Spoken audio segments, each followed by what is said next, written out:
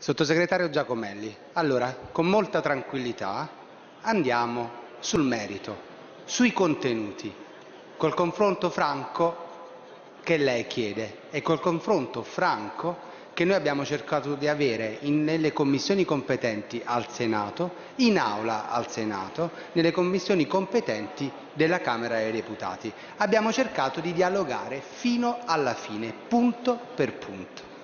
Allora, iniziamo da un contenuto che a noi sta molto a cuore. Le abbiamo chiesto di inserire nella legge i requisiti in positivo, ovvero che ci fossero delle persone nel Consiglio di amministrazione con una comprovata esperienza da curriculum pubblico e che il Consiglio di amministrazione fosse composto da varie persone per avere un consiglio, da varie competenze, per avere un consiglio interdisciplinare. Abbiamo proposto nell'area tecnico-giuridica, abbiamo proposto nell'area tecnico-scientifica, abbiamo proposto le competenze nell'area autorale, che era quella che mancava.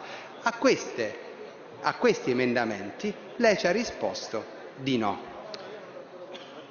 Anche ciò che ha detto il relatore Peluffo a noi ci trova d'accordo, perché anche noi nel nostro disegno di legge abbiamo avvicinato il Consiglio di amministrazione della RAI al Codice Civile, perché vogliamo che sia un po' più veloce, che sia più snella e che ci siano chiare e serie responsabilità.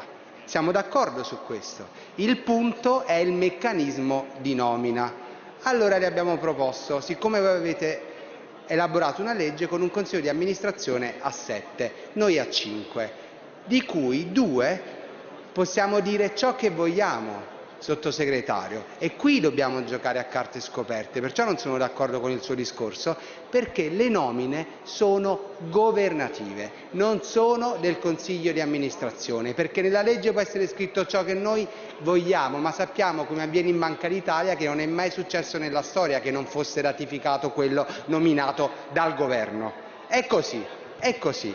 Allora, diciamo, andiamo a guardare tutta la legislazione europea. Siamo in Europa, andiamo a vedere la legislazione e osservare quella dei vari paesi. Allora io vado in Inghilterra e vedo che c'è un trust che si frappone tra il governo e la nomina del Consiglio di amministrazione. Vado in Francia e vedo che c'è un Consiglio degli audiovisivi come aveva proposto Sell. Ognuno ha una sorta di cuscinetto tra il governo e il Consiglio di amministrazione. Con questa legge, quindi questo è un contenuto molto forte, per la prima volta nella storia del nostro Paese l'amministratore delegato, non più direttore generale, viene nominato dal governo e siamo unici nei paesi d'Europa. E le ripeto un'altra volta, tranne la Moldavia, che ha avuto il richiamo dalla Commissione di Venezia, e tranne l'Ungheria, che ha avuto il richiamo dalla Corte europea dei diritti dell'uomo, perché il capo del governo non può nominare il capo della televisione pubblica.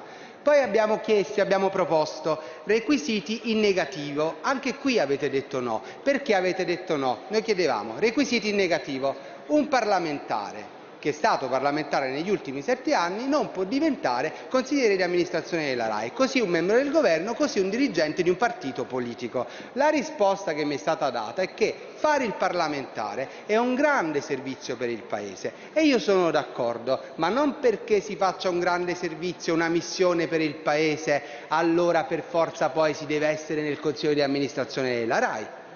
Allora noi diciamo semplicemente che siccome la televisione è il quarto potere, non possono rientrare all'interno della televisione, che è un potere, altri poteri dello Stato per influenzarlo. Ci sembrava una norma di buonsenso che non avete voluto accettare, ma invece avete fatto valere un principio che, così mi permetta, è ridicolo. Nell'ultimo anno i membri del governo non possono essere consiglieri di amministrazione della RAI. Sinceramente questo emendamento, questa proposta cosiddetta non serve assolutamente a niente. Allora, mi chiedo io, dico però sono totalmente in buona fede, il governo è in buona fede, il sottosegretario Giacomelli è in buona fede, tutti sono in buona fede e allora quando ci si presenta l'occasione fanno la cosa migliore, come a luglio siete stati voi, non il governo Letta, non il governo Monti, a nominare nel consiglio nuovo di amministrazione della RAI l'assistente del Presidente della Commissione Istruzione del Senato della Repubblica,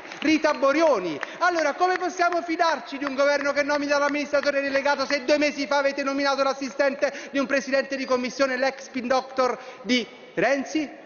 Allora questi sono contenuti, e non solo i contenuti, sono anche dei fatti, e dei fatti molto importanti e che fanno preoccupare legittimamente l'unica opposizione del Paese.